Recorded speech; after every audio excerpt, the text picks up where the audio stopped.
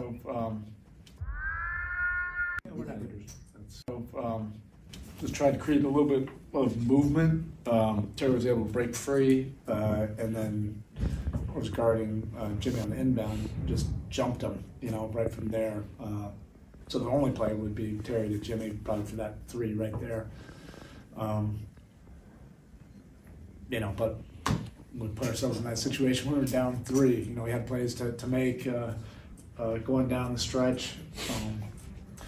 And they were able to make more of them.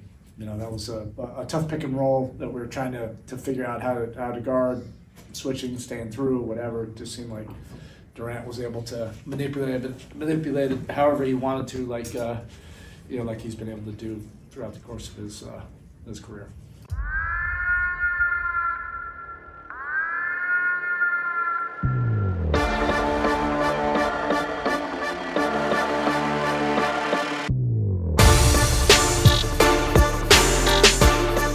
Happy Friday and welcome to the South Florida Floor. I'm your host, Greg Andrews.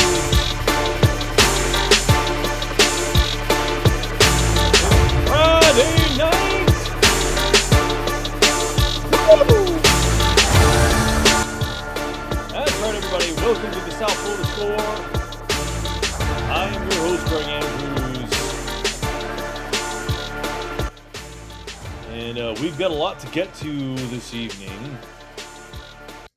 So that was Eric Spoelstra on the Heat's last game against the Suns, and on the final play that he drew up for Jimmy Butler to shoot a three and hopefully tie the game, which unfortunately it did not go that way. Jimmy ended up passing the ball to an out-of-bounds Tyler Hero, and it just turned out to be a disaster of a play, and the Heat ended up losing the game. But that's not exactly where we're going to begin tonight's podcast. I actually want to start talking about Jamar Chase and the Bengals, unfortunately, falling short against the Baltimore Ravens 35-34. He had one hell of a night.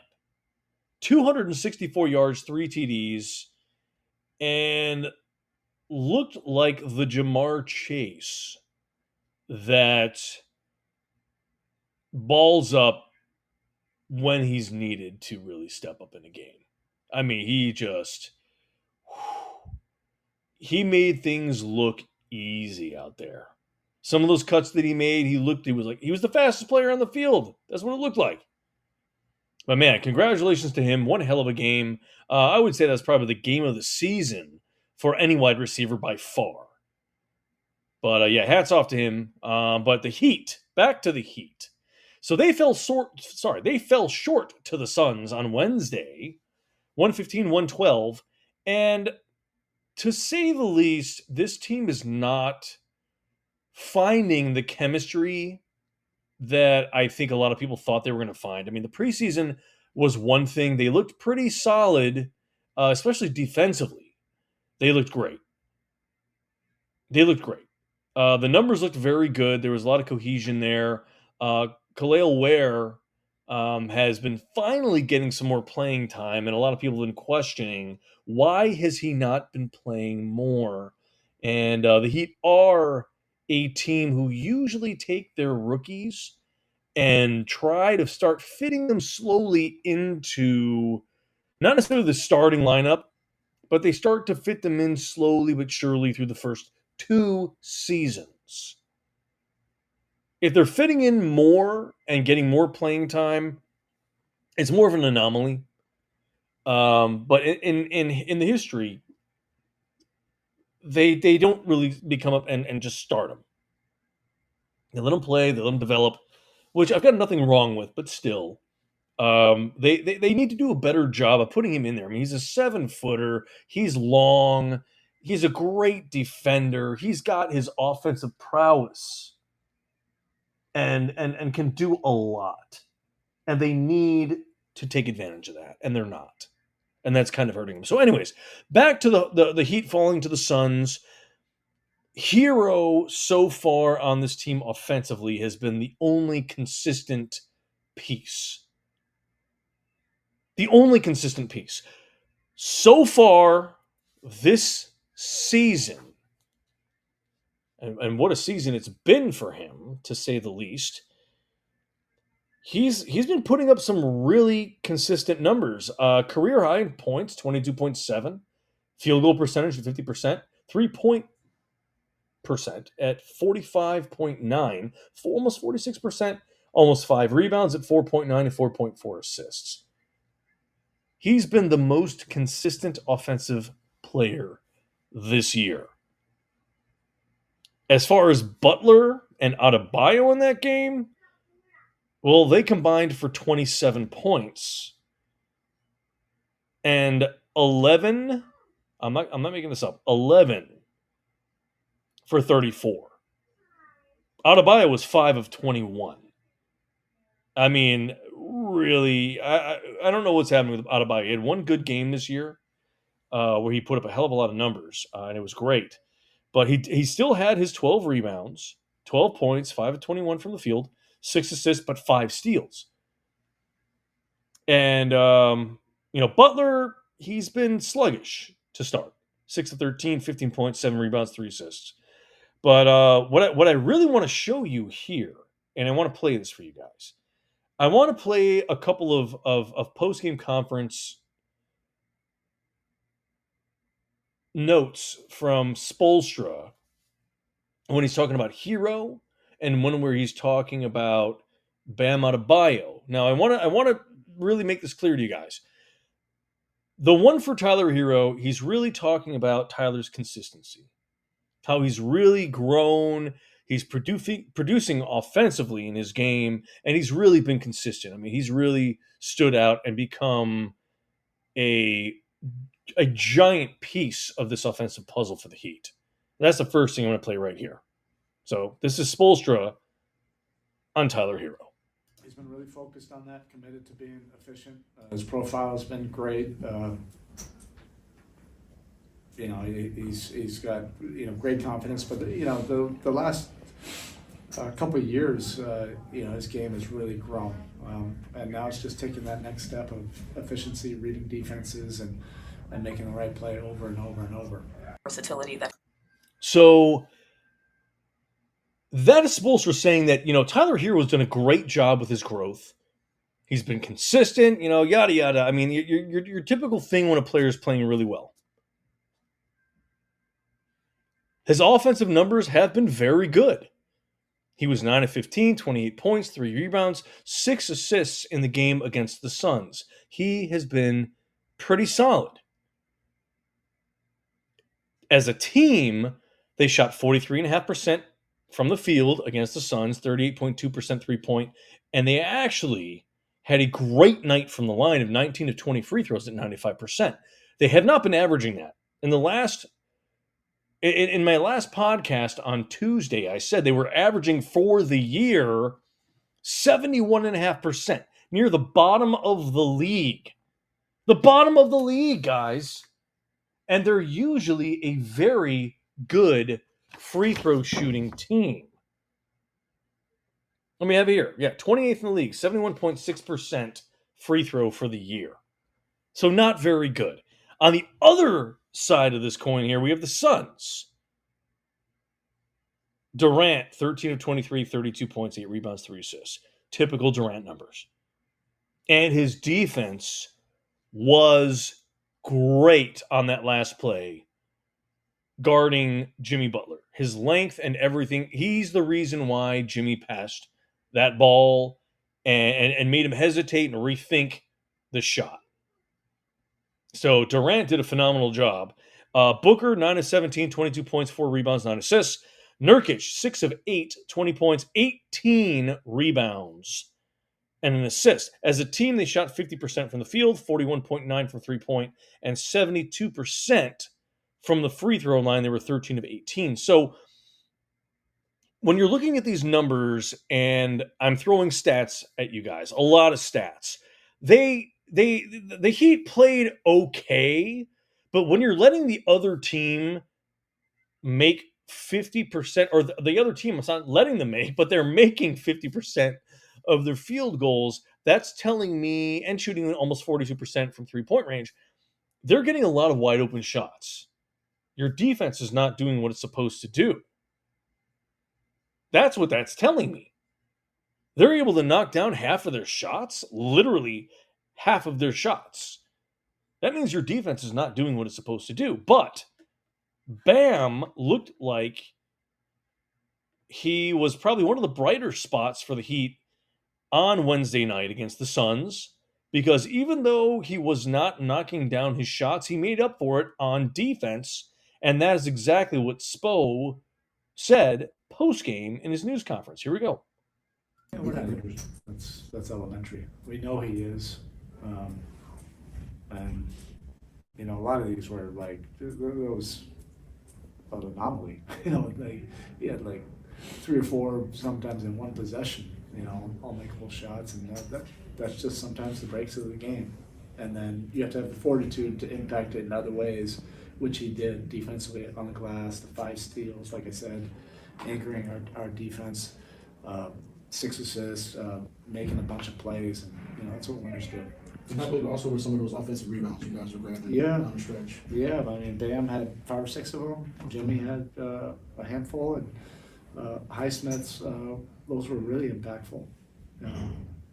Just keep us in the game and give us those relief points. Both teams were really defending hard. It wasn't easy just to generate a breakdown, lack of communication, a gift basket going either way. I mean, they were creating an action where it somehow would end up in Durant's hands right in the middle of the floor, and we were able to create some actions, but those second chance opportunities were important. So there you go. He gives Bam some credit where credit's due. Yeah, he didn't put up great offensive numbers, but defensively, he was able to do a hell of a lot to help their team and keep them in it. And what everybody needs to realize, this team is still trying to find their stride. Again, we're talking 7 games into the season. They're playing Denver as we speak. Game started at 9. And as of right now, I'm trying to see what the scores of the game, but I can't see. They're not showing it. They're actually showing a replay. But the whole idea is this. This team is going to have to find their stride. It's 2-2. Literally, the game just started. They're a minute and a half in. But it's been a struggle for this Heat team so far trying to find their offense. It's just not clicking yet. They're able to put up some solid numbers in terms of having the ball go through the hoop. But they're just, again, that third quarter is just killing them. This game, they still had decent numbers in the third quarter, but their problem was just they were not able to knock down more shots. And it's kind of those lackadaisical errors, those unforced errors that have cost them from time to time. But we'll see how the rest of the season starts to play out. Again, 7 games in, we can't overthink things as of right now. I think Bam will get better. Offense will be found. His defense is already fantastic. I think Butler will start to step it up. But there's a lot of questions here about what are the Heat are going to do moving forward with some of their personnel. Will Butler stay on the Heat? Will he not? I mean, there's a lot of questions. He says he's a Heat player right now. He's not thinking anywhere else. He said he's here. So we'll see what happens. And I hope they're actually able to make some steps in the right direction. Because right now it's, the teams they're supposed to beat, they're beating. But the teams that are good in the top part of, like, let's say the top 10 teams in the league, they're not able to actually finally close that door at the end of the game and keep that lead. It's always like every time in the third quarter, they're up by double digits and they just give it up. They give it up and let the other team get right back in it, and then they take the lead and they just never look back. So I'm hoping they're able to turn it back around. But anyways, moving on from that, I really do hope they have a great game tonight. Let's see if they can knock off Denver, but that'll be tough. So anyways, Cam Newton and the Miami Hurricanes are taking on Georgia Tech in Atlanta on Saturday. Miami is undefeated heading into the game. Georgia Tech is 5-4. And the biggest question in this game is, will Haynes King, the Georgia Tech quarterback, start? As of right now, he is a game time decision. And he really does give them their best chance to win. I mean, his numbers from last year's game were not the greatest, but he was able to make a difference on the field. I mean, he was 151 yards, 1 touchdown, 2 interceptions, 10 carries for 48 yards, and a touchdown. That might not seem like a lot. Remember how that game ended last year, okay? Let's remember. Remember, it was a brain fart, a coaching brain fart by Mario Cristobal. He wanted to keep running the ball at the end of the game with the Canes squarely up, and they could have run out the clock by kneeling, but he decided to run the ball. They fumbled, and King, with a miracle, last second miracle, not really, it wasn't a Hail Mary, it was actually a pretty damn good pass for a last second pass touchdown into the end zone, and they win. Georgia Tech stuns Miami. It should have been a Miami win. And then the season just went to shambles after that for the Canes. And I really don't have to tell you what I think about this matchup, because the Hurricanes are a far better team. Offensively, they are just heads above everybody else. Hands down, there's a reason why they're the best offensive team in the league. They're the number one scoring offense. And they're going to stay that way against this Georgia Tech team. Unless, like every team has been doing this year, every team that faces Miami comes in and Miami either plays down to their level for the first half, I should say, and then the Canes end up having to make a comeback in the second half of the game. And when I say it's a comeback, it's usually a pretty large one. Look at the Duke game. Very good example. It's squarely on Cam Ward's shoulders right now. I mean, he is single-handedly willing this team to wins in, let's call it, about 3 games this year. And we all know which ones. I don't even want to say it because you know what? I've got confidence in this team. I'm a little skeptical about that defense again. That secondary has been, for lack of a better word, dulled. They're not sharp at all right now. They've been giving up some pretty big plays. They're not making good tackles. I mean, that secondary is just not. They're just not stopping the pass that easily. So they're relying on a very high-powered offense to lead them to a victory. And it's been happening. It's been working, but it's a very dangerous game, especially when you do get to the college football playoff, because right now, a lot of the analysts and a lot of the colleges with their social media are ranking the top 4 to 6 teams, or I would say the top 12 that are actually going to be in the college football playoff.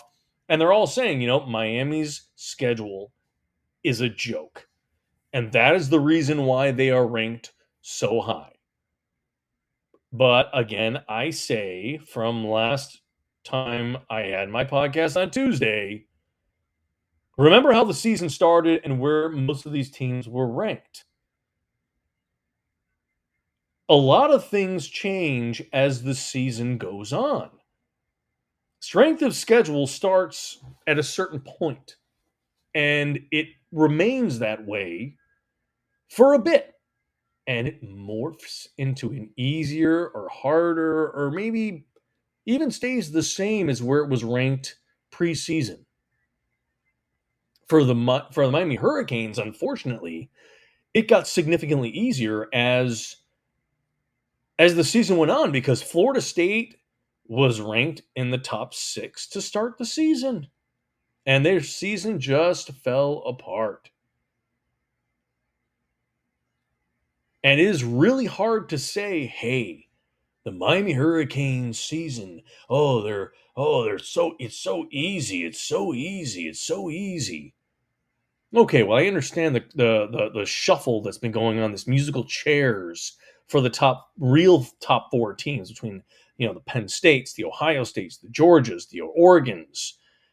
These teams have been playing the shuffle because they're all in the same leagues and they're getting big bucks from the conferences to play each other. It's drawing crowds, it's drawing viewers, and they're getting paid to play each other. Miami, I guess nobody really wanted a piece of it. Nobody thought of it. And guess what? Miami will be in the college football playoff. I'm hoping they'll close it out, but I think this is probably the hardest test they have for the rest of the season, except for they play SMU in the ACC championship, which is a very, very real possibility. I think we really have to say that is what it's really looking like right now. It's going to be SMU and Miami. You got two undefeated teams. I'm sorry. In their conference, they're undefeated.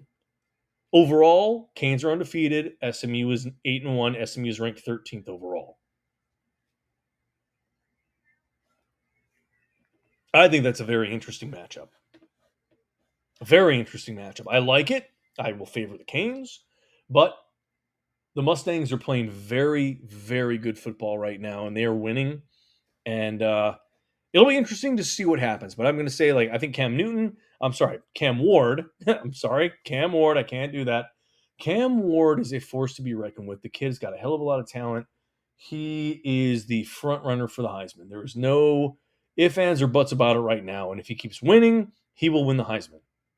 He will win the Heisman by the end of the season if they're able to win the ACC and beat the Mustangs as of right now and get to the college football playoff. Whatever happens after that in the college football playoff remains to be seen. I mean, even if they lose, let's say in that quarterfinal matchup, even if they lose and he still puts up good numbers, he's going to win the Heisman. I mean, he's been the reason why the Canes have been winning, even when they're playing teams. I mean, the Virginia Tech game was phenomenal. The Cal game, he was phenomenal. He's the reason why they won those games. It's Cam. It's Cam, and it's great. It's great to watch the kid do what he's doing. He's not really a kid. He's older than you think he is, but he's been willing this team to win, and he's been making that offense what it is, as high powered as it is, scoring the points that they are, leading the nation as the number one scoring offense in the country. And it's impressive and it's entertaining. So you can down their schedule all you want. Let them prove themselves in the college football playoff. If they win out, again, anything can happen on any given Saturday, any given Sunday, any football game, whatever day of the week it's been played on now. It doesn't matter. It's going to be entertaining nonetheless because that offense is, in Miami history, it's the best offense they've ever had. And they've had a few very good ones. Very good ones. The Ken Dorsey days with Santana Moss. You've got the days with Michael Irvin, Frank Gore. You've got some solid offenses that Miami had, and this one is beating them all. Statistically, you can't even compare it. If you go back and look through the numbers, it's wow. I love watching these games. And yes, I bite my nails a little bit in that first half when they're losing, but you know what happens? I still have so much confidence. It's almost like you feel like you shouldn't be overconfident, but thinking that they're going to make a comeback. But my God, it's just happening every game, and it's scary. And you're like, yeah, it's going to come and bite them in the butt. They're shooting themselves in the foot by going down early. You don't want to do that. Go up big, early. Put them away fast. Shut the door. Don't let a comeback happen. That's what coaches always say. Go up early. Control the game. Control the game. Control that narrative, guys. Don't let them get a foot in the door, because as soon as you let one touchdown in, the snowball effect can happen. They'll score another and another. And that's essentially what Miami has been doing, is exactly that. And it's been entertaining as hell to watch. And I've been loving every minute of it, and Canes fans love it. And all the haters out there talking about their schedule, hush. Let's wait and see what happens in the college football playoff. There's still 3 games left in the regular season. There's still the ACC championship. Let's see what happens. If they run house and run house easily all the way through and then get into the college football playoff and they're winning by a lot, it's safe to say that their schedule, yeah, you could call it maybe easy, but if they're kicking the pants off these teams like Georgia Tech, Syracuse, and Syracuse is not a bad team. They're actually very talented too. I'm just saying it because you know what? You can't doubt some of these teams that they are playing, guys. You really can't. So we'll see what happens. We got 4 more weeks of football before the college football playoff begins. Again, they're playing tomorrow in Atlanta. They're facing Georgia Tech, so that'll be a great one to watch. Another thing to watch tomorrow night in Fort Lauderdale at 8 p.m.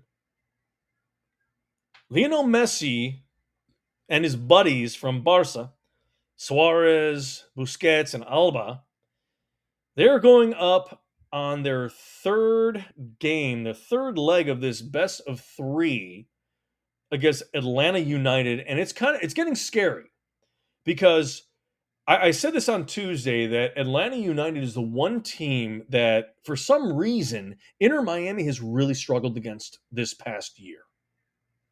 They really have. Atlanta United has had their number for the most part, and they only have 40 points and barely made the playoffs, and Inter Miami has 74, a league record. Atlanta United scored 46 goals, and they had 49 against with -3 average. -3 overall. And Inter Miami was 79 for, 49 against at +30. And one of the quotes, I don't want to say it's a genuine quote, but this was written in an article that Gerardo Martino and Messi both have said that in the past against Atlanta United, what has cost them the game has been just silly mistakes, silly errors, silly counters, and not paying attention to their defensive line and holding that line and making sure that they can get guys to be offside so there are no counters, and that's the reason why they've been losing. They've been getting a little bit too aggressive on the offensive side, and their defense has suffered because of it. But tomorrow, it's going to be very interesting to see how Messi will step up to the plate. You can't tell me Messi's a competitor in any league that he's in. If it's Premier, La Liga, MLS, a kiddie league for all you, a pickup game, his competitive spirit is always going to be there. He's the GOAT for a reason. He's always going to compete. He's always going to want to win. And he wants to win tomorrow, I can guarantee you. He had some chances in the last game in Atlanta, but ball just wasn't going in. He had some great shots, and they just weren't going in. And we'll see what happens. But it'll be their first series win in Inter Miami history, and they'll move on. I mean, they should win because this is the number 1 seed against one of the bottom seeds. So let's hope they don't get completely embarrassed and it becomes just a laughing stock of a season. I could say this. If they lose, it kind of compares to the Boston Bruins Florida Panthers series a couple of years ago, where the Bruins had the most points ever in the NHL for a season, and they literally were going down in NHL lore as the greatest regular season team to play, and then they got pushed out of the first round by the 8th seed Florida Panthers, who did go to the finals, don't get me wrong, and they played some fantastic hockey in the playoffs. But still, you don't want to be remembered as that. You really don't, especially in your very first playoff series where you are expected in the beginning of the season to be a hands-down winner for the MLS Cup. I mean, it's going to be embarrassing, and I'm pretty sure Beckham is not going to be the happiest of people, and the investors and everything with all the new stadium and all that. It's going to be a disaster if they end up losing. But again, they're playing Fort Lauderdale tomorrow night 8 p.m. It's gonna be a hell of a game. It's gonna be very entertaining. I'm pretty sure, with Messi and his guys, Busquets, Suarez, and Alba, they're all gonna come out, and they're not gonna push over, man. They're gonna be fighting hard, and it's gonna be entertaining, very entertaining. So the next thing I want to talk about is Monday Night Football. The Miami Dolphins, even sitting at 2-6, are playing the LA Rams, who are sitting at 4-4. This should be a great matchup. Don't look at the actual records of the two teams, because on paper, stat-wise, they are almost identical teams in a way.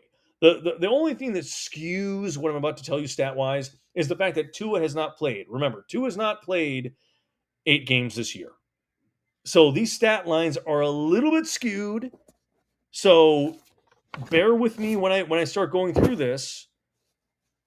And if you guys, if you guys want to chime in on this, please be my guest. I'm all ears. But right now, Miami's offense versus the Rams' offense. Yards per game, Miami's 20th. The Rams are 18th. They are literally 4 yards apart. Miami averages 325. The Rams average 329. So pretty even there. This is where the difference and that gap kind of happens. And this is where I said the numbers are skewed a bit. When you're talking about passing yards per game, Miami's at 24th. The Rams are 9th. Miami's at 191. The Rams are 232 almost. And so that number, like I said, is skewed because, with Tua not there, they don't have a passing game. But they got a great rushing game. They're 9th. The Rams are 26th. Miami averages 134. The Rams average 97. So you see better passing game for the Rams compared to the Dolphins, but that's about to change. We'll see how that goes on Monday. And the rush game has been actually very consistent, very good for Miami. That offensive line has been pushing, creating holes. Their running backs have been making great cuts. They've been looking very, very sharp with that run game. So it's a very good matchup, and I'm going to get into the defenses right now, and that even matches up to be very even. So Miami's defense in yards per game ranks 7th best. They average allowing only 303 yards per game, And the Rams, however, are 10th worst at almost 361 yards a game. Passing yards. The Dolphins give up only 183 yards per game, which is the 3rd best. 3rd best. The Rams are 10th worst at 225. Now watch this switch. This is where it gets interesting. Rush yards per game, the Dolphins are 13th best with 120. They give up 120 yards. And the Rams are 9th worst at 135. Points per game, the defense for Miami gives up 16th worst at 23.4. And the Rams are 11th worst at 24.3. So it's more even than people would think. Because, honestly, before I actually researched these numbers and found this out, I thought the Rams were a little bit better of a team, on paper at least, than what I was thinking. I know they've had injuries. I know that Nakwa's been out. I get it. And that's going to change. There's been a lot that has been happening, and there's a lot of trades that happened as well for the Rams. So we'll see how that affects them on Monday Night Football, especially on defense. But we'll see if Nakwa's playing. I know there's a lot of skepticism around the Miami Dolphins right now because Tyreek Hill hopefully will be able to get around some of those defenders because the secondary is a little bit depleted on the Rams. But he's been getting double, triple teamed, and we can see if Waddle will step up at all, and that's going to be very interesting to see too, because the Dolphins have had a little bit of an issue passing. Tua's, he's averaging, I think it's around 230, 235 yards a game. It's nowhere near where he was last year, obviously, But even just in the 4 games that he has played, 3 games that he has played, it's still lower than where he was last year. And I think that number is going to go up as his confidence goes up, as the confidence in the offensive line and the running backs and the game. I mean, all this starts to get rolling. That's where I'm starting to see the difference in the Dolphins and possibly turning their season around. It's a long shot. I'm not saying it's going to happen because I would be blowing smoke out my rear end right now, because usually when a team is 2-6, they're you're going belly up. But they have a very favorable schedule for the rest of the season. A very favorable schedule.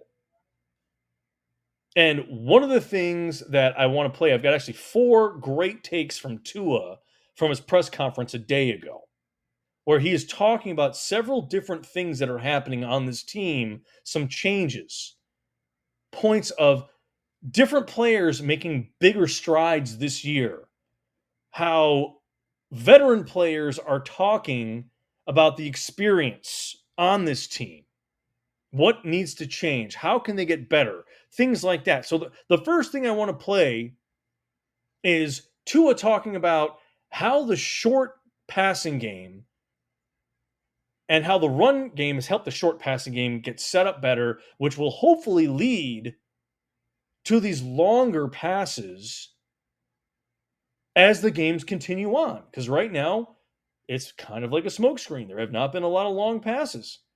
Tua hasn't done a lot of long connections like he did last year. And this new offense, per se, could be Tua and Mike McDaniel and that offense starting to gear up to start making those big plays. Here's Tua on the short game and the run game, setting up for bigger plays. Yeah, that's been really effective these past couple weeks for us offensively, and I think what helps with that is the run game. We've been doing really well in our run game, and I think going into this week, it'll definitely help with the front that they have. They got some good guys in the front end and in the back end, and we'll see how they come out and play us, and then we'll adjust from there. So yeah, I mean, Tua's hit the nail on the head. I mean, when he was asked about that, about the short passing game, about the run game, all that stuff, I mean, he really wasn't asked about the run game. They just said, hey, your short passing game has been very consistent as of late. It's just a new part of your offense. And he just said, yeah, we've been running it all the time. You just heard it. And the run game has been very solid. I think, honestly, I do think the Dolphins are going to start winning some games. Are they going to go 8-0 necessarily? I don't think so. With some of the games they're going to have, where San Francisco they have to play still. They have a couple of teams where I don't think they're going to win. But I mean, if that offense starts to take off and shape up and turn that corner like they did last year, I do believe they have a chance. I mean, if they could do 7-1 or 6-2, there is a slight possibility, and I'm talking very marginal here, of making the playoffs as a wild card. Because right now, look at the AFC East; it's terrible. You have the Jets second at with 3 wins, then Miami's tied with New England at 2, and but I mean they need a lot of help. That's all I'm saying. They still need a lot of help. You need Kansas City to win a lot of games.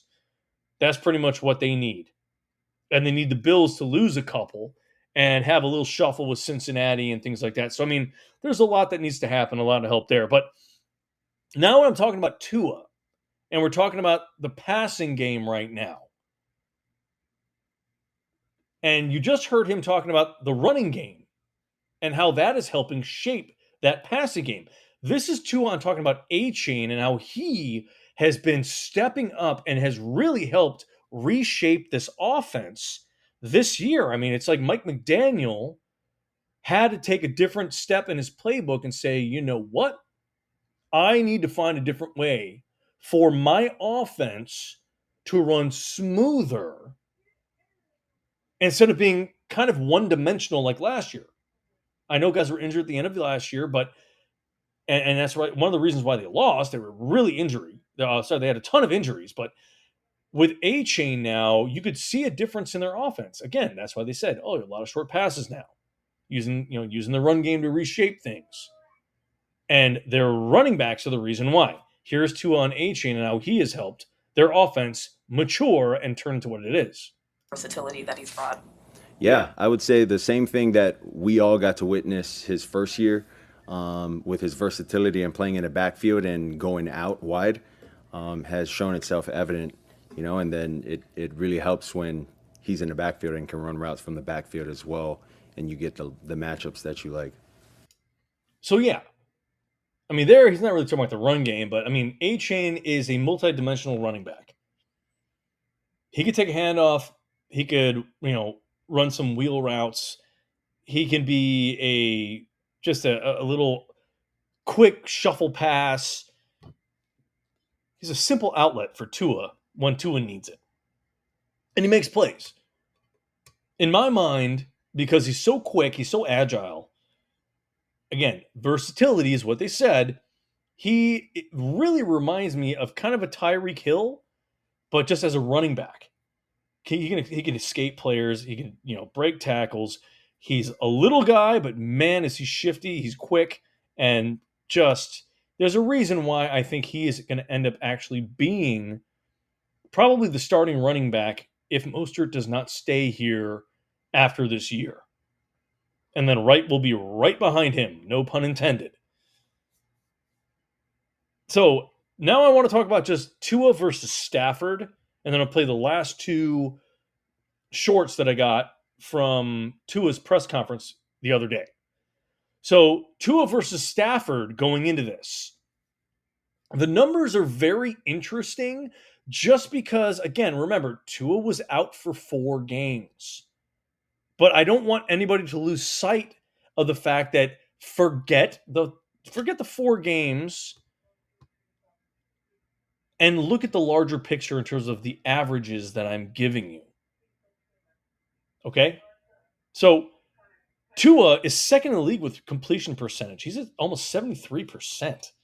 I mean, the last game, he only had, what was it, 2 incompletions? I think it was 25 of 27 or 25 of 28 or 27 of 29, something insane. Stafford is 18th at almost 66%. Yards per game, Stafford has the edge, 246 to Tua's 237, who is 14th, and Stafford's 10th. So they're not too far away, but I know Tua's numbers will go up. All he needs is Tyreek and Waddle to have a great day and then have his running backs get outside and get out of the backfield and bail him out when he needs to get bailed out and get the ball out of his hands quick. Those numbers are going to go up. TD-wise, I'm not even going to go there because, again, Tua does not have the 8 games that Stafford has. So there's no point in me saying that, but still, this is, I would say for Stafford, it's a little embarrassing. He's only got 9 touchdowns, which is 19th. Tua's got 5, and he's only played 4 games. So 4 TDs back is not too bad. Tua's got 3 interceptions, Stafford 6. We all know, remember that horrible game with Tua against the Bills where he threw those 3 TDs, INTs. So that was pretty bad. But so far, Tua's quarterback rating is 13th at 96.7. There is no QBR as of right now. I was checking on several sites. He does not have a QBR that is up. And Stafford's quarterback rating is 88.6, which is 20th. So Tua, I would say, has the advantage, even though they match up offensively and defensively pretty even. As long as Tua is able to get the ball out of his hands quick, he's not pressured like crazy and getting sacked every other play. I think the Dolphins could get the better of the Rams. I mean, they've been close in the last couple of games, beaten by field goals in the last 2 games. And teams when that's happening, they want to break that, and they're going to play their asses off because they don't want to keep losing by a field goal. That's the biggest kick in the you-know-whats when you've been playing your butt off the whole game and you've been winning the whole game and you put up a hell of a fight, and then a guy kicks a 61-yarder who hasn't hit a field goal longer than I think it was 50 or 51 yards in his entire career and miss an extra point in the same game. So I think that says a lot about what the Dolphins are looking at on Monday Night Football. I mean, I honestly, again, don't look at the records, please. The Dolphins have a very good chance of possibly winning out the rest of the season. Do I think it's going to happen? It's slight, but it could. They did it a couple of years ago, a few years ago. But I'm not going to hold my breath. I'm not. So, on another note, here is Tua talking about the offense because a lot of people have been seeing, like I said, those short passes have been kind of the name of the game for the Miami Dolphins as of Tua's return. The offense has shifted. And here is Tua on the offense working differently and being reshaped and how Tyreek fits into that and what has been happening and why it's changed. I would say because it's variations of too high coverages with what guys want to do into the boundary, or if Reek is into the boundary, what they want to do to Reek versus what they do to Waddle.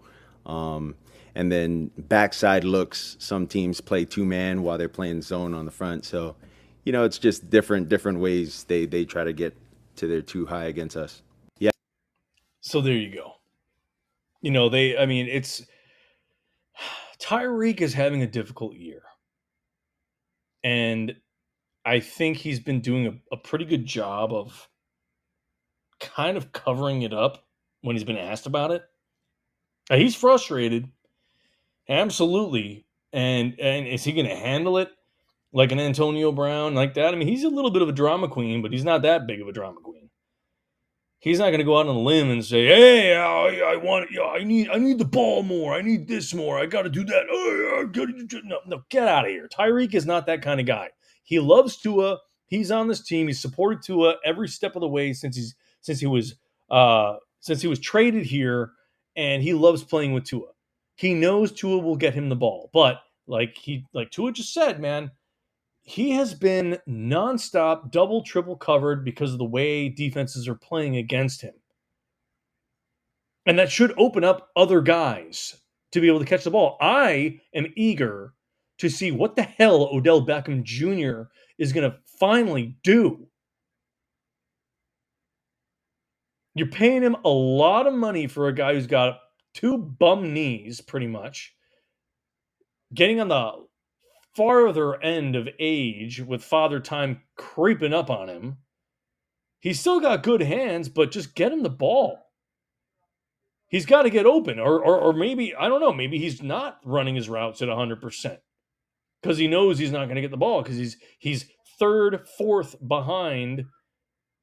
Well, I think he's third now because you've got obviously Hill, Waddle, and I think it's him possibly because Berrios is out for the season. It's an interesting thing to look at because I think what Tua needs to do, and Hill and Waddle, sit down with Odell Beckham Jr. and say, "Hey, man, we need you to step up. You're going to get open, guy. They're double, triple teaming me. Look at the film. Figure out the plays, Mike. Figure out the plays where Odell can get open. Yeah, he might not be able to run a 4-3 flat, but he can run well enough to get open. Just throw the ball somewhere in his vicinity. I'm sure he'll make a play on it. He can still make plays. He can still make plays. This team believes that they can still win. And they are that belief is instilled because Tua is helping. They are playing better football, guys. They are playing better football. Just watch the team, the defense. Yes, there's issues. Okay? Yes, Poyer messed up and that hit. Oh my God. And the 61-yard field goal, they're heartbreakers. Yes, but they're playing better football. It's improved. They just need one game to win. And this could be that spark. Let's cross our fingers it is, but they can't be making mistakes. You can't let a ball slip out of your hands from shotgun and go kick it out the back of the end zone for a safety, and you pretty much lose the game because of that, because your defense can't make a stop afterwards. You can't lose your next game by a 61-yard field goal when you tie the game and you let them march down the field because you didn't take enough time off the clock. I mean, guys, the recipes are there for success. It is there. Very much so. I think the team just, it's they're there. I don't even know what to say. I'm just at a loss for words right now because I'm frustrated like every other Dolphins fan out there, but I do believe that they could win a lot of these games. And they can prove to a lot of people they are a great offense, and that not making a single move through free agents, not through free agency, I'm sorry, through the trade deadline was actually a good move because you're keeping your core intact. The team is, for a lack of a better word, rather healthy for the first time in a long time. Cohesion is there, belief is building, and the veterans on this team, especially Calais Campbell, man, every time I hear him speak, it's just he's 6'8", he's a massive human being. And when that dude speaks, you listen, but the words that come out of his mouth, it's like poetry in motion for a teammate if you want to have any sort of belief instilled in you, even if your team has been losing. The man is, oh man, just I love hearing him speak. I was going to say, this is Tua after being asked about his teammates' belief in this season and do they think they can actually win more games and possibly make the playoffs. And the question was more about Calais Campbell and him talking to the rest of the teammates about, we can still do this year, guys. Here's Tua on his teammates. Yeah, I would say a lot of guys that are on our team, they got some experience in this league, and some guys have actually gone through what we're going through now and have been able to turn it around. Myself included, and we all have different stories of what that looks like and the outcome of what can happen if you go on a streak, all these external things. But really, regardless of the experience and things that we share and whatnot, like we got to put the product out there on the field and win games. That's at the end of the day, that's what matters. So, yeah. I mean, you can't put it any more flat out there on the end of a branch and just say, all right, yeah, this is it. Very cliche to an extent. Every team is the same way if you're not winning. Yeah, you put a few games together and you start winning, you go on a streak. Yeah, of course. Yeah, come on. The belief is there. When any team starts to winning, the belief is there. That's why you're winning, guy. You're having success. You don't think the Kansas City Chiefs don't have that, belief that they can win in every game, no matter what the situation is? And what's incredible, if you really want to take a look at that, the Kansas City Chiefs are winning because, yeah, they believe they can win in every single game because every single situation, and they've literally been through every damn situation you could think of in professional football, being behind in a game, dealing with injury, freak plays, things like that. They have literally gone through every kind of carousel of just roller coaster rides. Oh my God. It's just like they can't lose. They always find a way to win. They are the epitome, the antithesis of just greatness right now. And it's frustratingly beautiful to watch. It really is, because when you're watching Patrick Mahomes, and it's not just Patrick Mahomes. I mean, man, that guy just makes play after play after play, but the rest of his teammates are able to make plays outside of that because of the belief they have in their quarterback and each other. Again, It's beautifully terrible all at the same time because I'm sick of watching them win, but I love watching them win because it is poetry in motion if you want to talk about a lot of things. I know people talk about the referees, and believe me, in last night's game,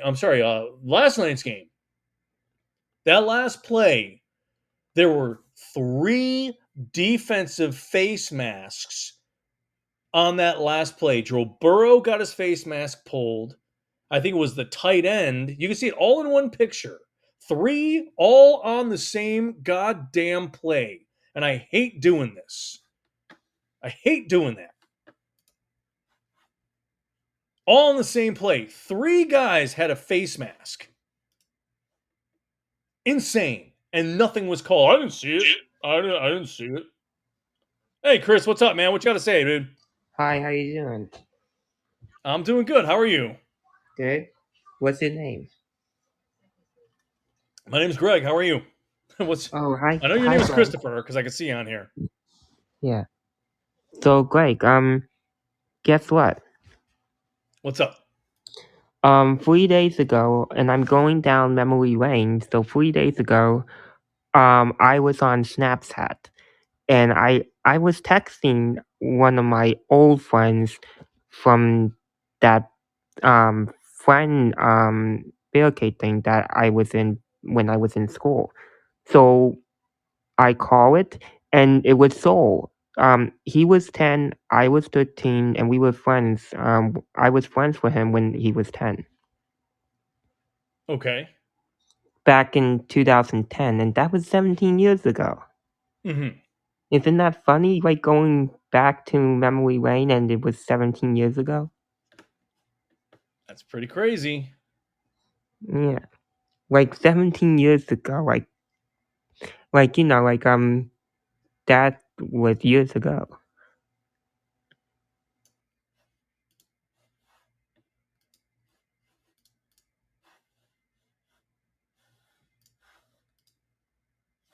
All right. I don't know what the hell just happened there. That was very random. I'm sorry about that, guys. I don't know who that was. That was very random. But anyways, so what I was saying is yeah, back to Tua and the Dolphins. It is pretty crazy what this team is going to be capable of doing because I think they have a lot of talent, a lot of things can happen. And when we're watching the Kansas City Chiefs, it is poetry in motion and it's frustrating, like I said, but they're going to be doing, I mean, they don't look like they're going to lose and they get a little help from the refs. But again, I think there's a lot of things going on with the refereeing. A lot of people are calling that the refs are kind of calling games because of certain things. They're non calls or they're creating calls that are not there. And I think last night, like I said, that last play there were 3 face masks. There was one on an offensive lineman, one on a tight end, happening to them. It was defensive. It should have been defensive face mask, defensive hands to the face. One to the quarterback, one of the offensive linemen who was on the ground, and one to the tight end who was kind of in the back part of the picture. And it was clear as day. People are crying foul and they're saying, hey, the game was fixed. The game was fixed. The game was fixed. The game was fixed.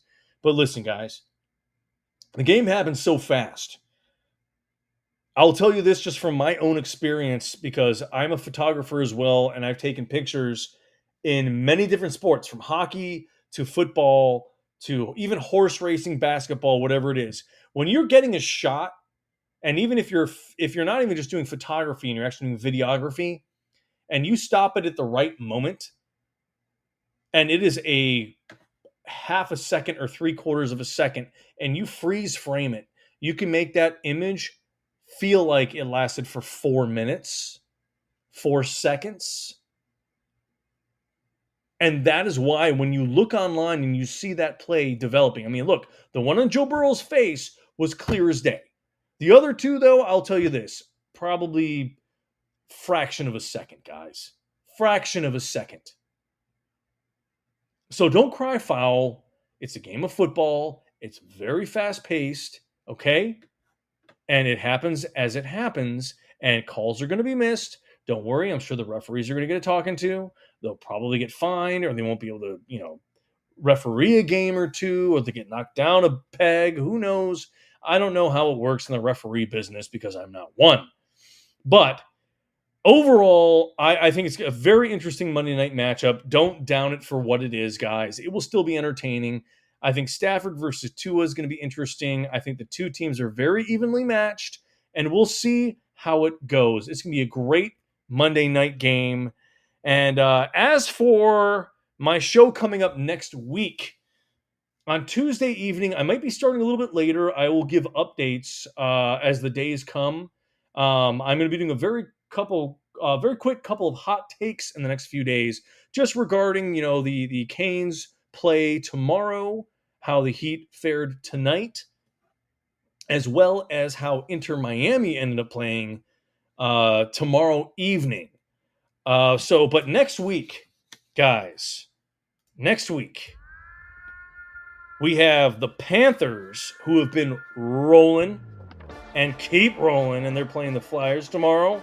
I mean, the Panthers are 10-3-1, and they're doing awesome. And again, like I said, we'll recap the Inter Miami game versus Atl United, the Finns Rams, and the Heat have a very busy weekend against Denver tonight and Minnesota on Sunday. And can they string together just a few wins so that way they can get back to the top of the division standings? They are now behind Atlanta by 1 game. And Canes and Cam, let's hope they can beat Georgia Tech, and he will be the Heisman winner if he just keeps winning out and putting up numbers. And guys, I'll see you Tuesday at 9 o'clock. If there's any changes, I will let you know. Thank you so much for listening. I'll see you guys then.